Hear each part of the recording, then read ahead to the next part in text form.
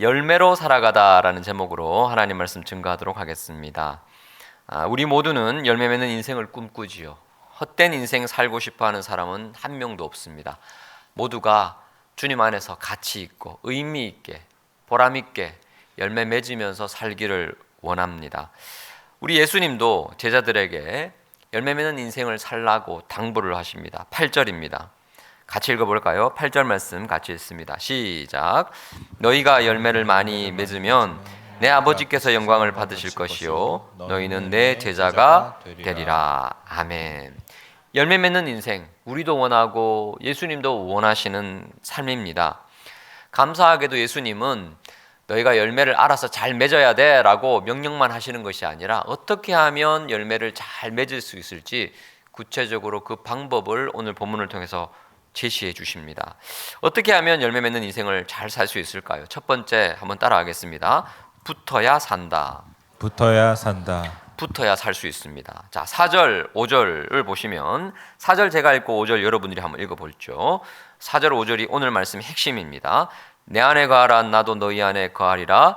가지가 포도나무에 붙어있지 아니하면 스스로 열매를 맺을 수 없음 같이 너희도 내 안에 있지 아니하면 그러하리라. 5절 나는 포도나무요 너희는 가지라. 그가 내 안에 내가 그 안에 거하며 사람이 열매를 많이 맺나니 나를 떠나서는 너희가 아무것도 할 수 없음이라. 아멘.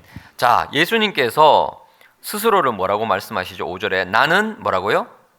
포도나무. 예수님이 포도나무십니다. 자, 우리는요 가지입니다. 자, 그러면 가지가 열매 맺기 위한 방법 어떻게 하면 될까요? 포도나무에 가지가 붙어 있으면 됩니다. 가지가 나무에서 떨어지는 순간 열매는커녕 생존이 불가능합니다. 붙어야 삽니다. 붙어 있지 않으면 아무것도 할 수 없습니다. 자, 그런데 왜 갑자기 예수님께서 이 포도나무 비유를 말씀하실까요? 이유가 있습니다. 시편 80편 8절을 보시면 포도나무는 이스라엘을 상징하거든요. 주님께서 한 포도나무 이스라엘 백성을 애굽에서 400년 동안 노예 생활을 하는데 그들을 탈출시켜 주시죠. 애굽에서 가져다가 약속의 땅에 그 가나안 거민들을 쫓아내시고 거기다가 이스라엘 백성을 심으십니다. 기대감이 있으십니다. 내가 옮겨 심었으니 이들이 풍성한 열매를 맺으리라. 그 기대감 가운데 약속의 땅에 포도나무를 심으셨는데 결과 어떻게 됩니까? 이사야 5장 2절을 보시면 땅을 파서 돌을 제하고 극상품 포도나무를 하나님이 심으셨음에도 불구하고 좋은 포도 열매 맺기를 바랬지만 어떤 열매를 맺었죠?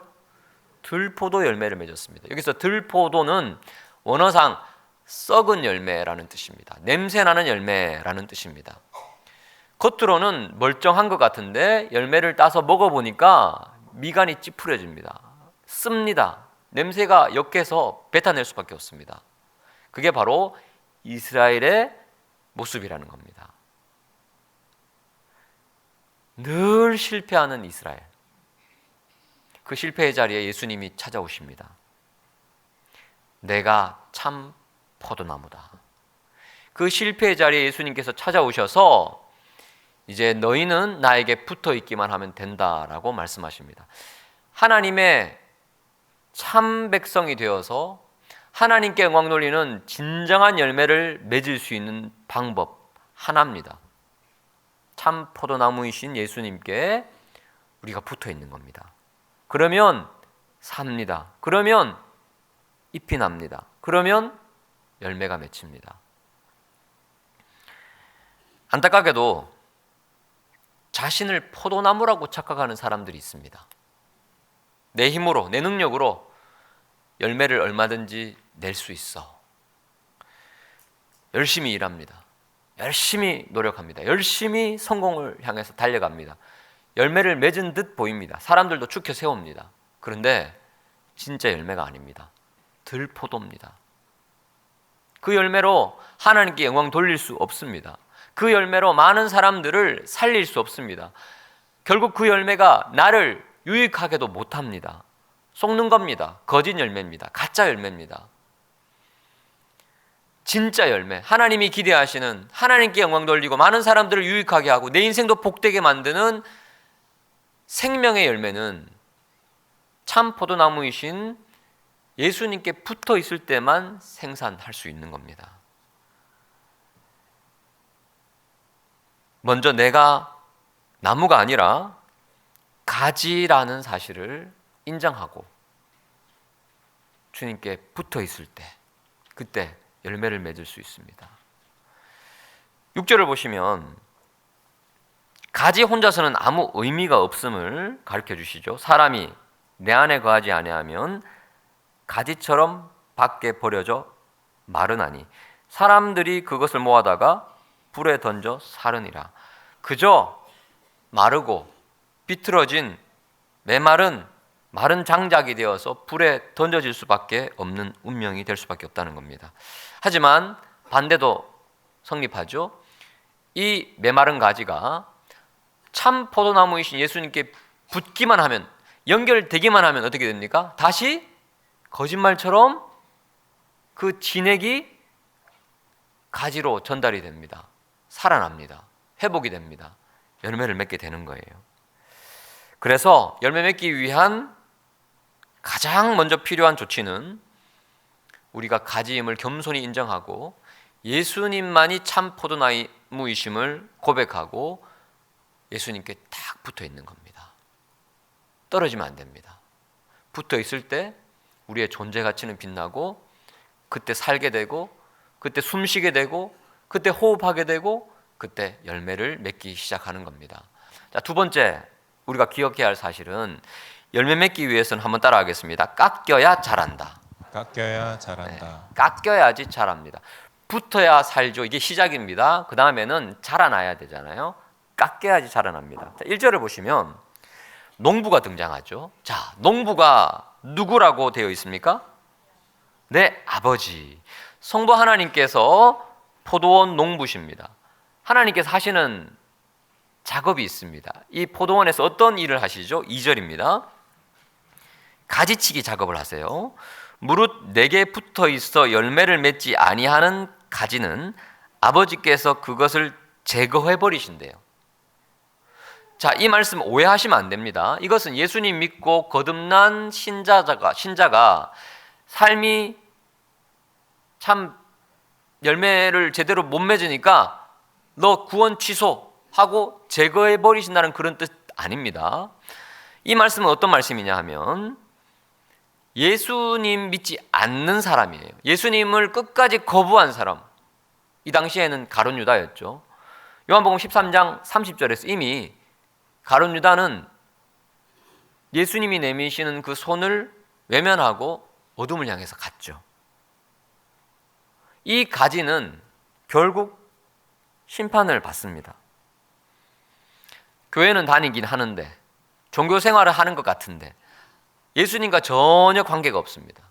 예수님을 주님이라고 고백하지도 않고 예수님을 내 인생의 구주라고 주인이라고 그 생생한 인격적인 고백이 없습니다.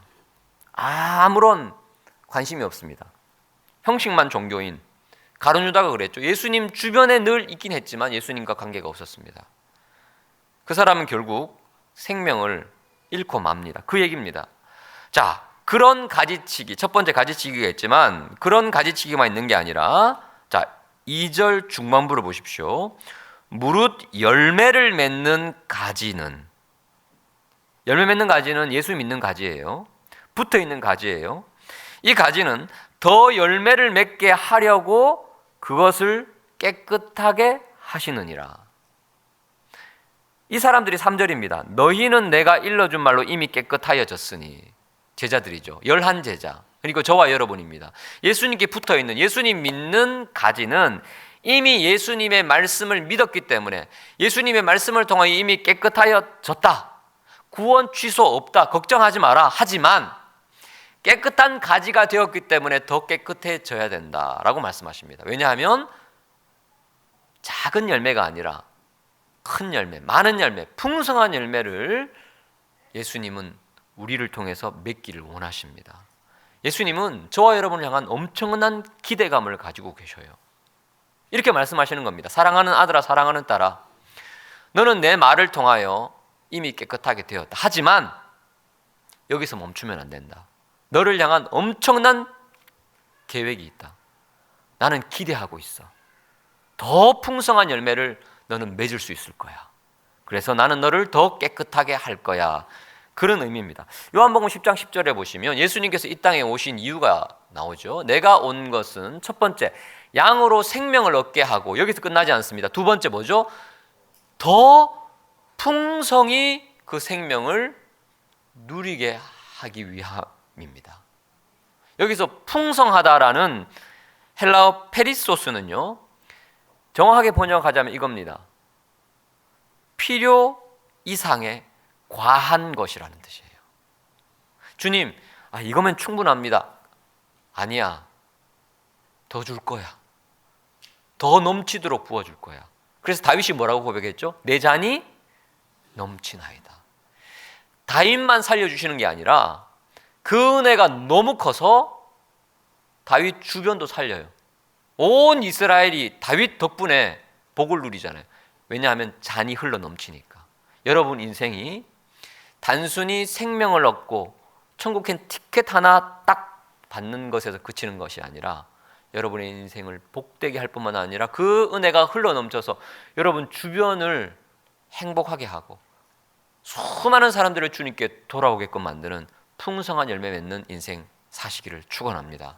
우리 주님이 그 기대를 가지고 계셔요. 자, 그러기 위해서 어떻게 하십니까? 깨끗하게 하시느라 전지작업, 가지치기 작업이 들어가는 거예요. 흡수지라는 단어 들어보셨습니까? 흡수지. 이 흡수지는 전문 용어인데 지금도 팔레스타인 그 포도원 농부들은 포도나무의 흡수지를 찾습니다. 그리고 흡수지가 발견되면 과감하게 잘라버립니다. 흡수지는 뭐냐? 말 그대로 포도나무의 진액을 흡수는 하는데 열매를 전혀 맺지 못하는 가지 지자를 쓰죠. 사진 한번 보여주시면 에너지는 다 빨아들이는데 열매는 하나도 맺지 못하는, 그래서 열매 맺는 가지는 손해보는 거예요. 그래서 농부는 빨리 흡수지를 발견하면 이 오른쪽에 있는 가지를 잘라버립니다. 그럼 왼쪽에 열매 맺는 가지가 더 풍성하게 맺을 수 있는 겁니다. 우리 안에 이런 흡수지가 있다는 거예요. 농부이신 하나님께서 우리 가운데에 있는 흡수지를 그래서 자르고 깎고 다듬는 과정을 하신다는 거예요. 왜? 풍성한 인생, 풍성한 열매 맺기를 기대하시기 때문에. 제가 참 존경하는 존 메가더 목사님 얼마 전에 소천하셨습니다. 이분이 이 구절을 이렇게 해석을 하셔요. 제가 한번 읽어드리겠습니다. 아버지는 칼을 들고 우리의 삶에 찾아오십니다. 아버지는 깎아내십니다. 죄를 베어내시고 무익한 것들을 깎아버리시고 열매를 방해하는 것들을 정리하십니다. 그 과정이 고통스럽습니다. 때로 병을 얻고 고난을 받습니다. 직장을 잃거나 친구를 잃거나 물질적인 손해를 입습니다.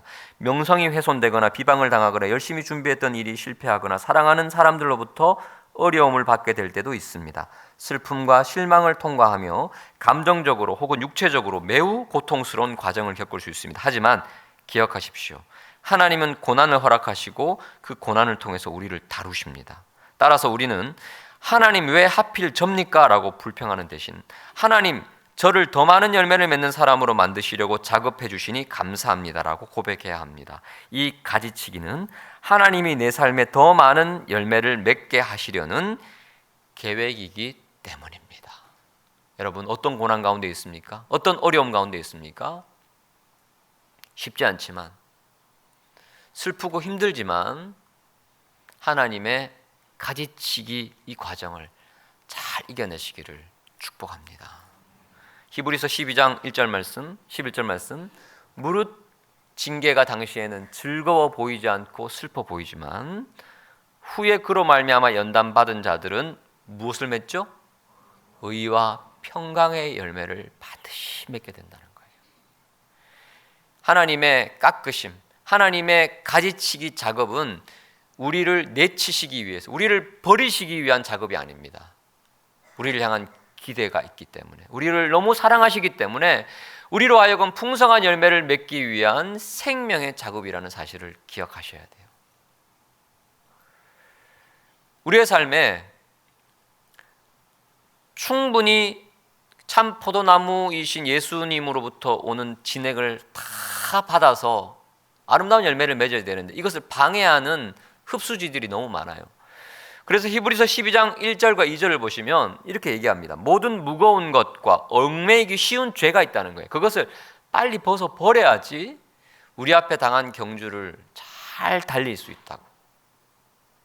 하나님은 여러분을 무겁게 하는 것, 여러분을 얽매이게 하는 것들을 제거하기를 원하셔요. 가장 좋은 것은 우리 스스로 그것을 벗어버리는 거예요. 그리고 주님만 바라보고 믿음의 경주를 잘 달리는 거예요. 자, 마지막 세 번째 한번 따라하겠습니다. 거해야 맺힌다. 거해야 맺힌다. 거해야지 열매를 맺을 수 있습니다. 자, 오늘 본문에 거하다라는 단어가 계속 반복되죠. 4절에도 보시면 거하라 2번 나오고 5절에 거하면 6절에 거하지 아니하면 거하라는 뜻이죠. 7절에 거하고 거하면 계속 이 거하다라는 단어가 반복되는데 헬라어로 메노라고 합니다. 이 메노는 잠깐 머물다가 지나간다는 뜻이 아니라 지속적으로 머물며 살아간다는 뜻입니다. 주님 안에 지속적으로 의적으로 머문다라는 뜻인데 이 머물며 살아간다는 뜻 외에 한 가지 더 강력한 뜻이 있습니다. 그게 뭐냐 하면 견디다라는 의미도 있어요. 버티다, 견디다. 즉 우리가 평안할 때 주님 안에 거하는 건 쉽습니다. 그런데 상황이 악화되고 주님으로부터 멀어지게끔 만드는 악한 영적 세력이 공격할 때 그때 어떻게 됩니까?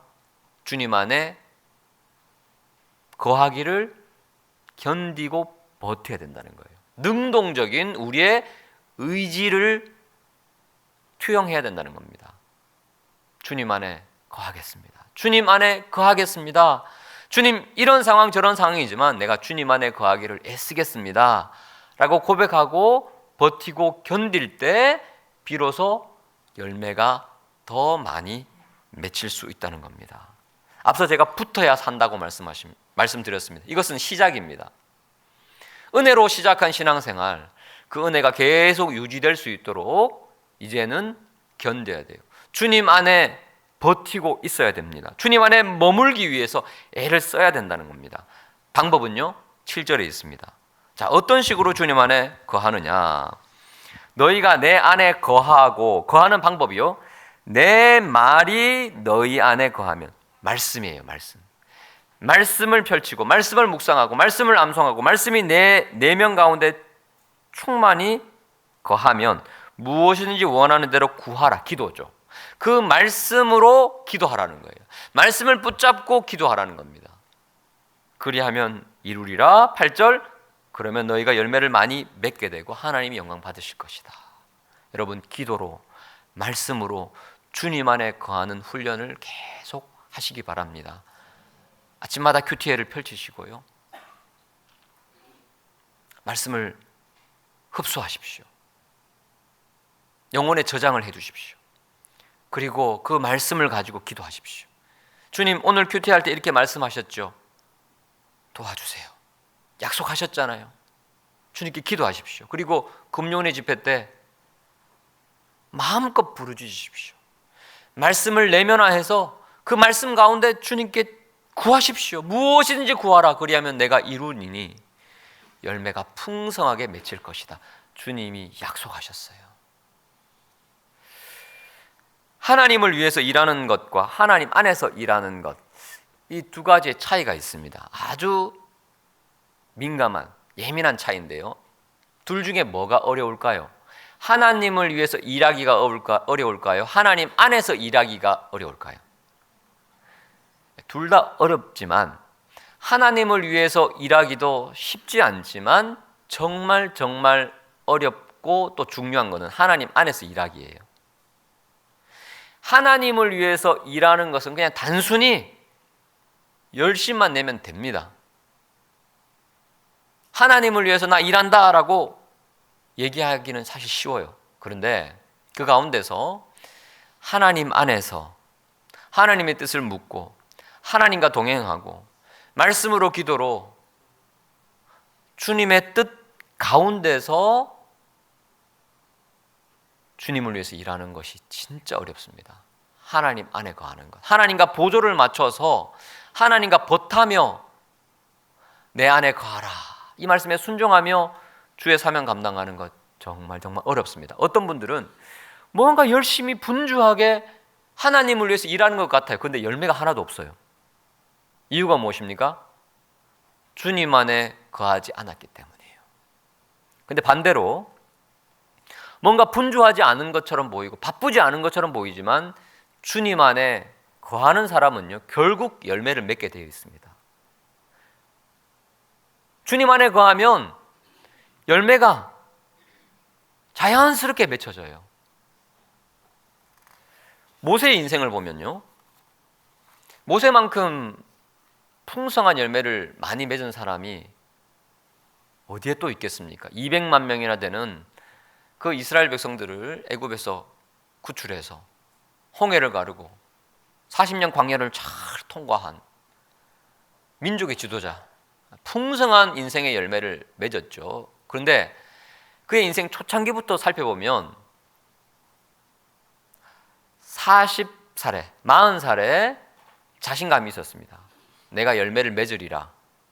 이 정도면 괜찮겠지. 왜냐하면 왕자였으니까요. 애굽의 정규 교육을 다 섭렵하고 이 실력이면 내가 민족을 구원할 것이다. 그런데 어떻게 됐습니까? 인생이 처참하게 무너집니다.